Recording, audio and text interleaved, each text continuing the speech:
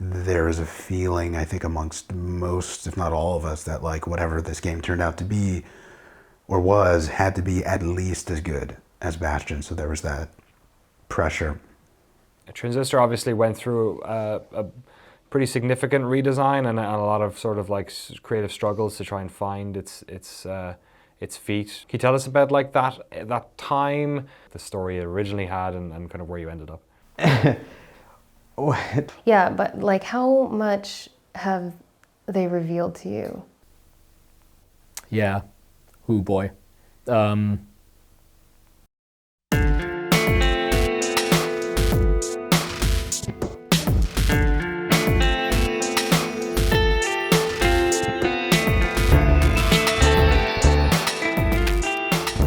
We were done with Bastion in like May, even though it didn't come out until July in the year 2011. So we'd been done with Bastion for a long time. We only started talking about Transistor seriously in like September of that year. So all this time we're kind of like on pins and needles, both kind of cooling off from having pushed ourselves to make Bastion the best it could be. And also like realizing that, yeah, we could make something else. So the kind of official conversations about what our next game would be didn't start for quite some time. We quite quickly decided that we wanted to make something new. It might have been the kind of fiscally responsible decision to just like make a Bastion 2 in light of the success of the first one, but we never thought of Supergiant as like the Bastion studio. Bastion was just our expression of the kind of game we wanted to make, the kind of work we wanted to do, but it was not like, oh, we must make this one game and this is our like one great idea that we've been stewing on all our lives. We like many of the ideas of Bastion just happened, while we were working on the game. So it's like, hey, we made this thing up and people liked it. Let's see if we could do that again and make another game that can assert its own identity strongly, leave players with a lasting and positive impression, and have like a strong world building and atmosphere and interesting gameplay, and all the pieces would feel complete in their own right, and yet it would be very distinct from Bastion. We kind of wanted to make a sci-fi love story, and we wanted a game that had more tactical pleasures while still building on everything we learned with Bastion. Challenges of Transistor at the beginning were twofold.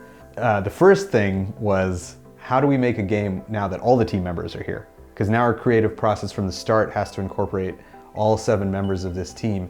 And we actually decided we wanted to grow our team too, so we had to incorporate more voices and visions in the room from the very beginning.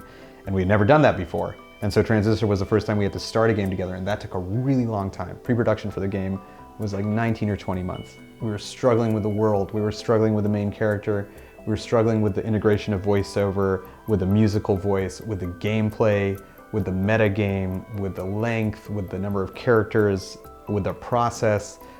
We were working out of an office in San Francisco now, like everything was different. And how could it be so different? Because it's all the same people working on the game. Just a litany of really hard to solve creative and design problems all throughout that game. And part of what made it hard for us is that we were so concerned with Transistor asserting its own strong identity that really good solutions that we developed for Bastion, we felt were off the table. We can't do that because that's Bastion's thing.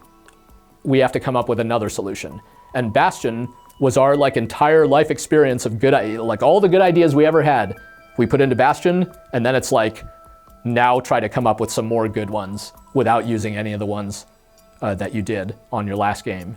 We explored like a bunch of different camera angles and then came to the one we liked. And part of that was us struggling. We're putting a game in a city, we don't just want to look at rooftops. You play RTS games, you only look at ceilings. Like, we gotta get more character, it's a city, it needs to have life, all this blah, blah, blah. We settle on a camera angle, it looks almost the same as the camera angle in Bastion, and that took forever, And I can't say, oh, that's Bastion's fault. That's us learning and growing over time, but there was all these kinds of pressures.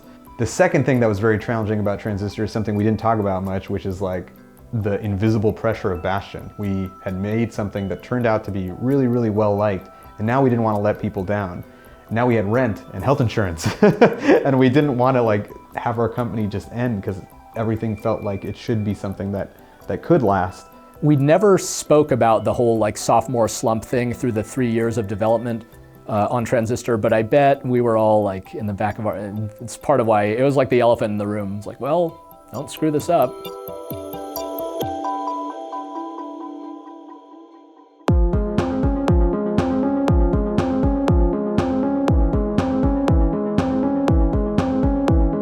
Having made a very kind of arcadey, like pick up and play game in Bastion, where like, hey, let's make things a little bit more deliberate, suspenseful, and let's basically see if we can infuse like a strategic component into our action RPG mix, almost like a tactical, turn-based tactical game. You know, we're thinking about like XCOM and Advance Wars and stuff like that. Can we infuse that type of drama where you like hit that end turn button and you're like, oh my God, is this gonna be a total disaster? Like get that kind of drama into the moment-to-moment play. How can we get the feelings of turn-based combat without necessarily making a turn-based combat game? So that was mostly what we were going for. And we tried a lot of different things.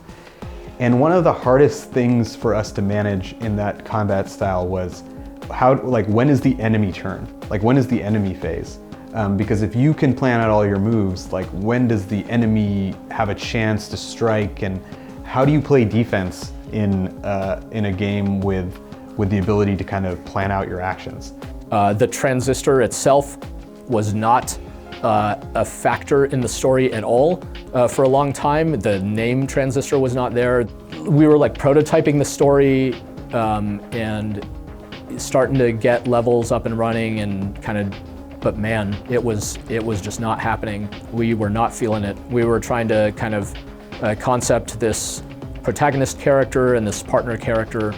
The original character was initially meant to be a boxer, someone who fought with his fists, which, you know, I think everyone was into. Greg and I are both into it. Like, we both have our favorite boxer characters from like Street Fighter, anime. There's tons of awesome dudes who fight with their fists. He was a boxer with a spirit friend because, again, we had a one-player game in Bastion, or a single protagonist game where you were kind of alone in the world. And in Transistor, I think we may have thought like this was our one where we could make you feel less alone. Red was not the original protagonist of the game. The Transistor guy was. There was a theory that maybe players were kind of slow to latch on to Bastion because they may have been dismissing it as like a kid's game. So there was sort of the plan with game number 2 was like, okay, the lead is just going to be like a badass dude, like many other video games. Red was actually the deceased girlfriend of the protagonist, and she was a singer and a star, and it was kind of like this more noirish feeling storyline, I think. You know, we spent kind of months, I think, shilly-shallying through those ideas, and I must have drawn 30 or 40 iterations of the character until finally Greg was like, you know, do you want to try something else? We realized that we weren't really into this kind of story that we were telling, this character that we were developing. And so we went back to an idea that actually predates even the release of Bastion. It was from an idea that Jen Z, our art director, and I talked about on the drive back from E3. It was going to be a fantasy game. There's a woman who's just kind of like a unassuming woman kind of working at like a fantasy tavern, and one day she falls in love with a traveling wizard. But one day after that, some people come for this wizard and kill him with a powerful kind of demonic blade. But in the struggle, the blade is lost. And she picks up this blade and miraculously hears the voice of this guy that she fell in love with speaking to her from it, and proceeds to have her revenge. That was an idea that Jen and I were excited about, but was not a game that we ended up making, obviously. So it's kind of like, well, that was cool, but you know, we're just shooting the breeze driving home from E3. So the surprise was that idea actually stuck, and we came back when we were trying to problem solve and what to do with the story of Transistor. It's like, God damn it, why aren't we doing that? That was the story that we wanted to make. But to me, I was like, Jayne, like that only works because it's fantasy, because you can't have like a demonic rune sword in a science fiction setting, right? Jayne is like, hold my beer. I was like, okay, I love drawing girls. I got this. And within like an hour, I had produced, a couple drawings, I think, a couple concepts, like very rough. And immediately, I think both Greg and I just felt like it was so much stronger and so much more exciting. And she comes back with the first illustration of Red in the Transistor, which is very, very close to her final design. She got it basically 95% of the way there on her first shot, and it was one of those things. We like went and showed this to the team because everyone on the team had their different feelings about where the game should be, and we were looking for that visceral reaction of like, whoa, like, yes, say no more, and that's what happened. It was like such a eureka moment when I first saw Jen's concept art for Red with the Transistor now, wielding it. It just made so much more sense and just clicked immediately. Even though we made a really dramatic change to what the story of Transistor was going to be, it was still working with a lot of what we had developed to that point. Because we were working on a story about that always was going to involve a singer whose voice was taken from her, except she was actually going to be essentially dead. And you played as this other guy who loved her, who's in this relationship with her, who was committed to trying to bring her back. We essentially role reversed that story, where it was now going to be about Red, and this other guy was the one who was dead, and her quest to bring this guy back. So when you kind of go back through some of our earlier concepts, for sure we evolved the characters and other aspects of the story a great deal, but we didn't completely start over from that perspective. So that gave us a lot of our momentum back. We're like, okay, this is Red's story. Got it.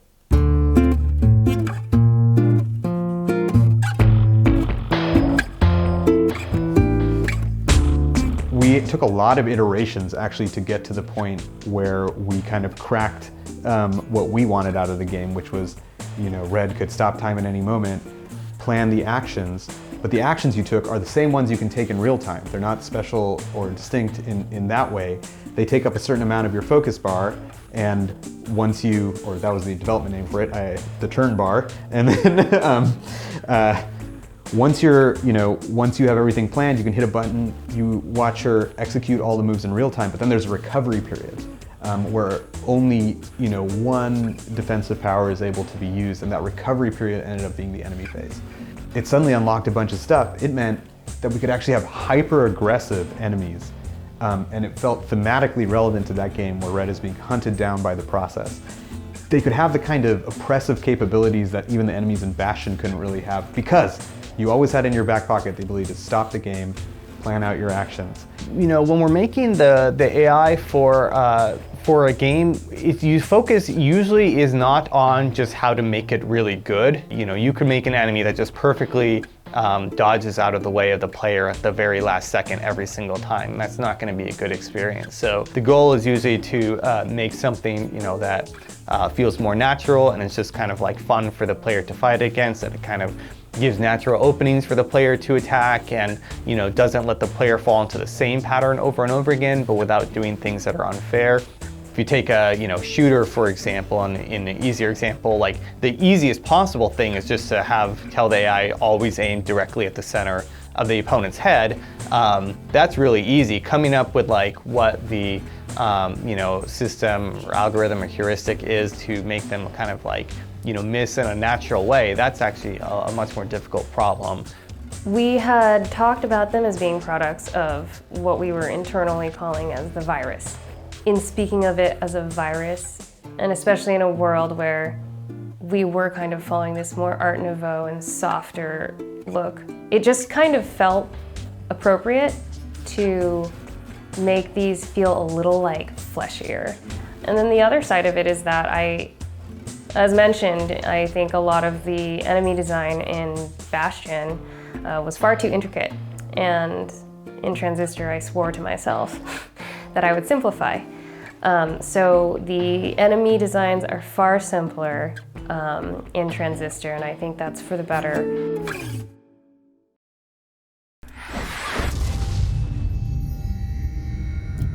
The function system in Transistor was like a joy to make because it led to a lot of discovery on team. Like you would put two combinations together and the discovery on team is usually like, this doesn't do anything. So we have to make it do something and work. A lot of it was, trial and error, putting stuff together, figuring stuff out. And we had a lot of people on the team helping us figure those things out. The whole code theme of that game was of course very intentional on Greg's part, and definitely throughout that project he would ask me just little things like the formatting of there's comments on some of the character and spec screens there that are look like what actual comments in code look like, and the name of various functions, or I think there's a nan in the game, which stands for not a number, which is a programming term for or math term for when you divide by 0. So we would talk about that stuff, and those were a lot of fun little details to add to the game. There was so many disastrous versions of this system that finally culminated in an idea that I believe Gavin had about consolidating our powers and upgrades into a single thing. And Greg brought the function metaphor and helped us make sense of all of this. So you would just take a power, you put it in a slot, you could put a power on top of it, which would change it, and you could put a power in a passive slot, which would change it, and there would only be 16 things now instead of 160 things. We ended up with, I believe, the 16 functions that could, interact with each other in pretty much every different combination, and just coming up with, what happens when you put this function on this function, or, vice versa, or put this one in a passive slot. We love when players kind of have an idea of oh, when I see these two, maybe if I combine these in this way and use them against, this monster, then it might be a really cool outcome, and then having them, collect those things and put them together and seeing that happen. That simplification and streamlining, it took a long time to get to, and when you have broad, ambitious, at least for our scale, kind of ideas, stuff takes longer to make, takes longer to figure out, and that was just the process on Transistor. Everything was slow. Even though this idea of her and her sort of talking sword seemed very clear, at least to someone like me, it turned out to be a big challenge to convey that in a video game. And we started testing it on people, and they're like, oh, you guys are doing the narration thing again. And I'm like, oh my God. They didn't know where the voice was coming from. It was a mess. So the way we solved where's the voice coming from is through an engineer, Chris Jayne, who's working with us at the time. He was able to get the thing going, I think with the help from the rest of our engineering team, so that the sword would flash in sync with the speech. And it actually took quite a bit, but thankfully, as soon as we got the sword flashing in sync with the speech, people are like, oh yeah, it's the sword talking, duh. And we're like, oh, thank God. I was excited about the concept, but I also was incredibly intimidated, because when you think about sci-fi, I just think sci-fi worlds are harder to execute because they require you to kind of creatively ideate around things that are more modern, and therefore things that people have more expectations around. I also hate drawing buildings, but I told the guys, in isometric, a building in the foreground is just going to obscure 100% of gameplay. So we need to have shorter buildings.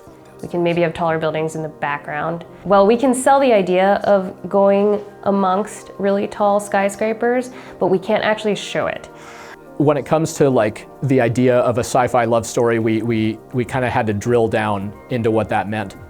We realized quickly that we weren't interested in the kind of sci-fi that was kind of very far-flung. It wasn't going to be like laser guns and spaceships and stuff like that. We were much more interested in like kind of the cyberpunk genre, something that felt very grounded and actually kind of modern. In that respect, it would take on some of the like anachronistic elements of Bastion, but whereas Bastion, it has this like frontiersy feel to it, this would have more of like a modern, almost like a roaring 20s, like 20th century kind of feel, but still have like a high-tech component running through it. Though looking at cyberpunk in particular, we realized the aspects of it that we were really interested in is like that kind of the neon lit aesthetic, the kind of like the beauty of it, the high society kind of class of it, but less the parts that are like really seedy and really like could be really gory. It was incredible that they were on board with this, because I think it's unusual to think about cyberpunk without invoking something like Blade Runner. Camilo, our 3D artist, he came on a couple months in, and then like, I think 2 or 3 months later, Josh showed up on the scene and added incredible particle effects and beautiful UI and UI transitions and screen transitions to everything, and I was like, oh my God, this is amazing.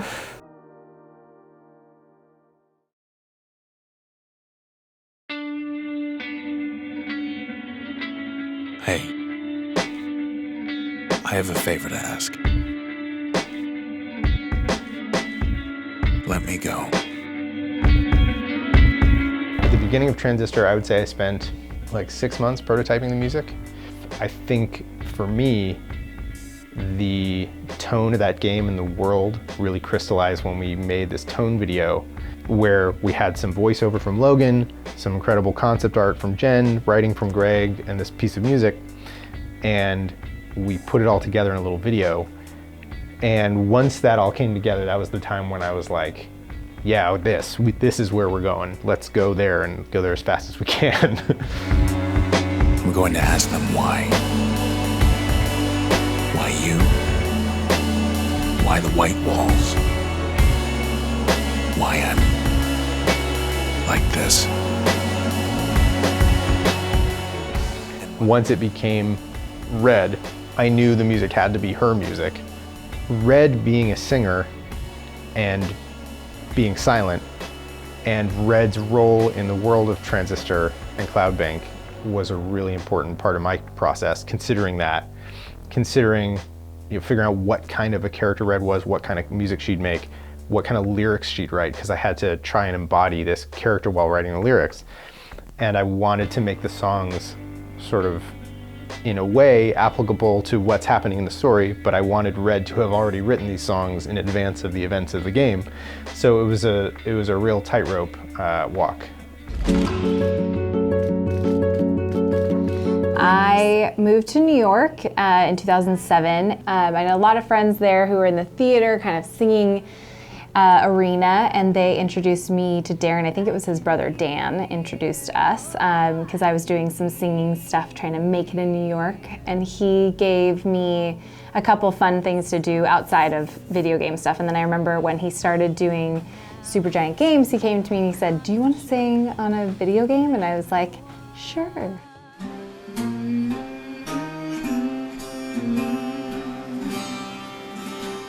We got the VGA nomination for Build That Wall, so there was a lot of like excitement around that song in particular for Bastion. So I knew that it was like going well, but you know, when they asked me to come back and do some more stuff for Transistor, I was over the moon. And so yeah, I had no idea what that was going to turn into. I thought it was going to be like another kind of like one and done song.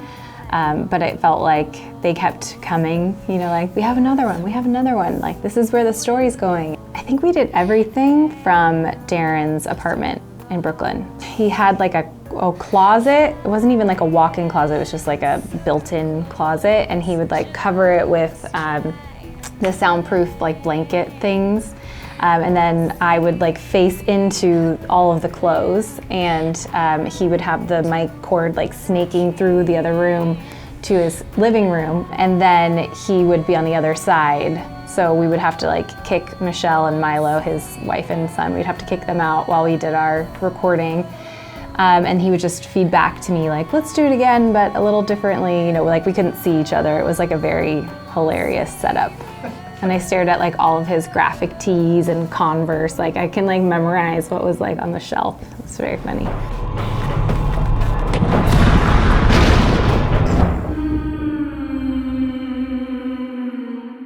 The idea to have red humming, for example, that you could only hear when you enter turn mode was something that I knew I wanted to do.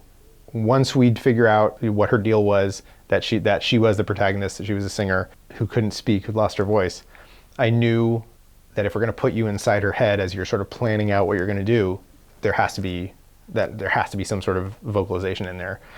Some of them are really like intricately weird. Like it took me a long time to get the first take, so I was like having to hum that was definitely like a project. But I've actually heard a lot of people think that, or say that they want like the soundtrack of just the humming, which is really funny.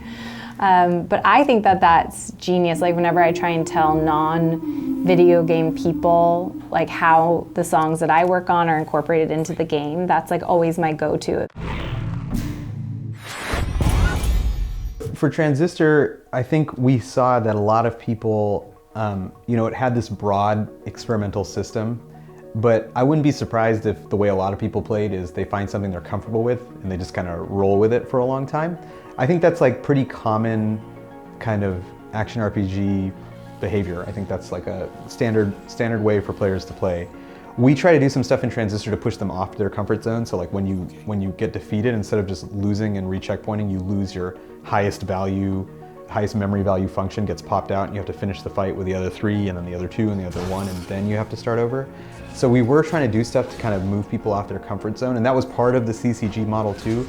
But honestly, a lot of that stuff comes from a point of view, a very like designery point of view, which is like kind of like eat your vegetables game design. You know, it's like, hey player, you always do this fun thing you like doing, but there is this interesting thing you could be doing, and let's get you to do that interesting thing. And I think Transistor struck a pretty good balance of it, but that also means a lot of players found a couple combinations that really worked for them, and they probably used a lot of them through the game, even though there are 3,000 combinations they could be using, they were using 12. But that's okay, because we didn't make a game to just feel good about the number of function combinations in the game.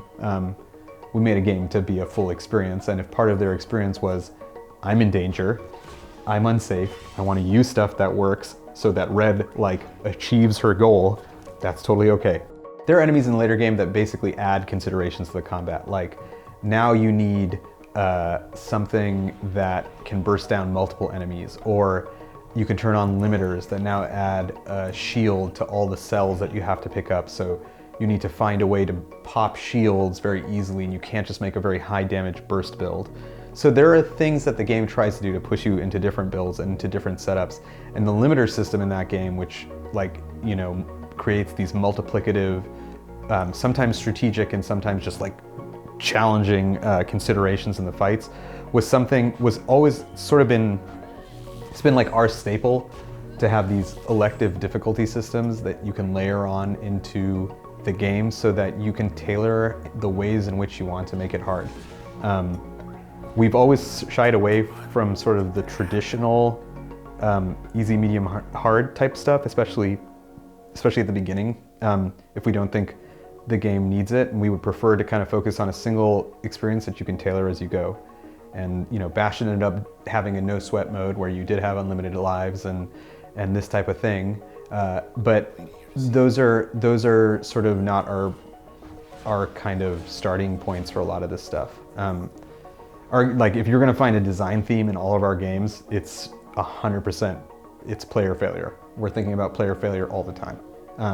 We're thinking about ways to make the failure experience interesting, or support it narratively, or justify it in the game world, or make it interesting to have a setback. And all 4 of our games have something like this, which is a result of dozens of hours of conversation and things we've tried that end up not working.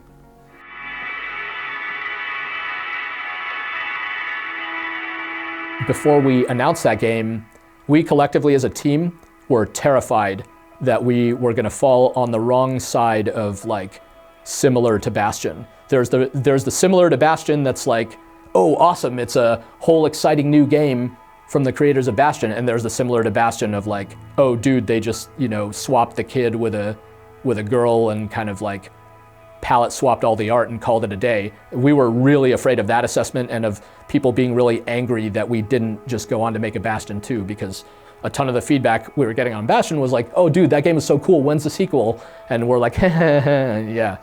Even for those of us who were more optimistic about how that was going to go, it wildly exceeded our expectations as far as the like excitement, the raw excitement over the announcement. We were shocked because just days before, we were so concerned about how the announcement was going to go that we were like very close to just pulling the plug on it. Like, we should wait. We're not done. We're not ready. We need more time. So Transistor came out, and unlike Bastion, within a month we knew it was going to enable us to make another game. In Transistor's case, you know, we self-publish it, so you know, we had to do all the little bits and pieces to get it on the PS4 and get it up on Steam, were the first two places that it appeared. It was really incredibly good to have made a game that did not necessarily make everyone hate us. So that is such a lukewarm way to talk about Transistor's. So the reason I sound like this when I talk about Transistor is because of how scared we were. Like, we were just terrified. And so everything I say about Transistor when I transport myself back there is from a completely fear-based point of view of like, oh my God, this is the game that kills the company. And this is the game that undoes the legacy of Bastion.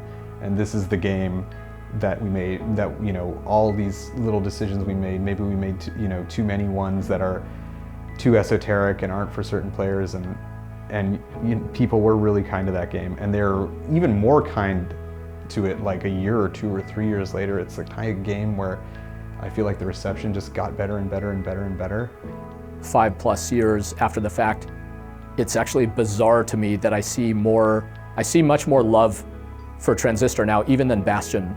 I think part of it is because Bastion is just kind of old, and Transistor maybe just kind of reached peak nostalgia for people. So people who are like, you know, maybe played it at 13, they're like 18, 19 now, and they're like, oh, you know, so we hear from these people for whom Transistor, you know, hit them at the right place at the right time.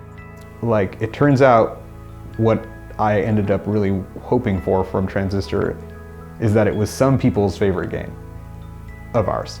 And it was. And then it turned out it was many people's favorite game. And I'm not saying, oh, we should have been fearless. It's just, you know, the best thing about Transistor, no matter how it would have ended up doing, is that it came out and we were done with it, because we needed to do that. That way, we needed to go through whatever that was. We needed to figure out how to work together, how to start a game together, how to finish another game together, how to work in an office together, how to make big decisions as our own publisher.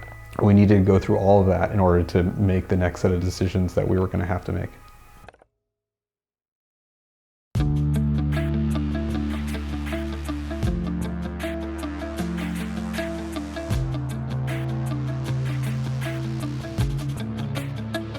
I think Paper Boats actually is the one that I get the most comments on. Someone at a recent show who told me that it was their song for their wedding, like during their like first dance, or oh, it's my lullaby for my baby to go to sleep, or like it's my alarm when I wake up. You know, it's really fun to see how it's kind of gone out into the world.